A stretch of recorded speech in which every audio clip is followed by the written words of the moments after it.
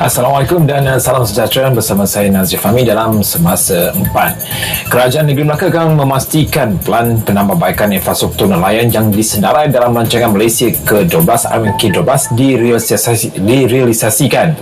Ketua Menteri Datuk Sulaiman Muhammad Ali berkata pelan itu menjadi antara keutamaan kerajaan negeri bagi memberi keselesaan kepada nelayan di negeri itu. Pelan penambahbaikan itu akan memberi manfaat kepada seramai 1,126 nelayan berlesen dan awak-awak.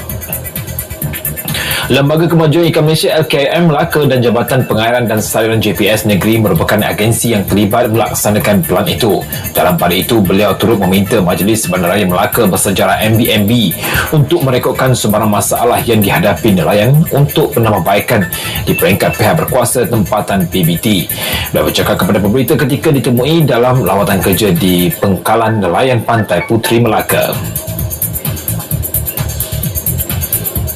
7 lagi pusat rukun tetangga di Sarawak akan dibina tahun ini.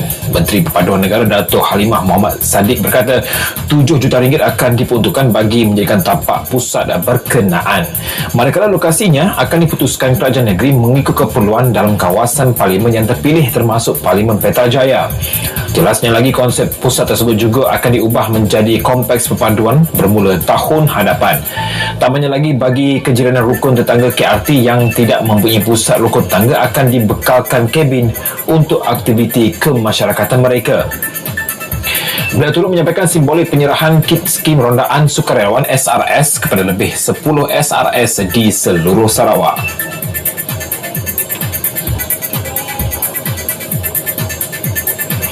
Seramai 6,005 orang agropreneur muda di seluruh negara menerima Geran Agropreneur Muda sejak 2016 hingga Mei lalu. Pemberian geran merangkumi sektor tanaman, perikanan, ternakan dan industri makanan melibatkan nilai kira-kira RM104 juta.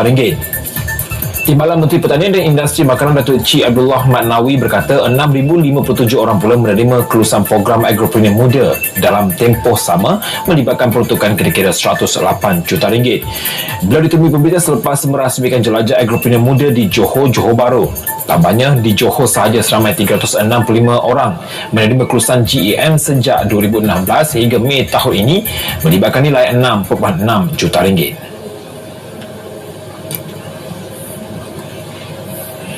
Jabatan Agama Islam Wilayah Persekutuan Jawi akan menubuhkan jawatan kuasa khas bagi menangani isu berkaitan transgender di negara ini secara berhemat.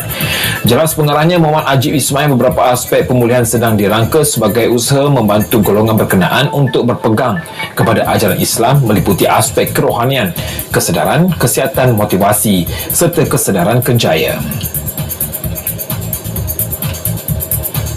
Telah kita mulakan dan insyaAllah perkara ini akan kita perkasakan agar ianya dapat membuat satu gerak kerja yang mantap, membabitkan beberapa pihak lah, terutamanya antara negeri lah, antara wilayah dan juga Selangor, kerana mungkin isu-isu yang sama berlaku di antara dua negeri.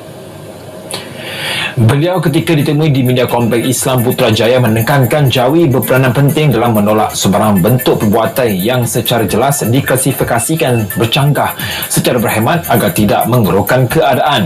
Tegas beliau lagi, Jawi akan mengambil tindakan mengikut prosedur operasi standard yang ditetapkan selaras Sarana Menteri di Jabatan Perdana Menteri Hal Ehwal Agama Datuk Seri Dr. Zulkifli Muhammad Al-Bakri. Semalam Menteri di Jabatan Perdana Menteri Hal Ehwal Agama Datuk Dr. Zulkifli Muhammad Al-Bakri menerusi kenyataan memberi kuasa penuh kepada Jawi menerusi bahagian penguasaannya terhadap golongan transgender di wilayah persekutuan. Sekian Semasa 4. Assalamualaikum dan salam sejahtera.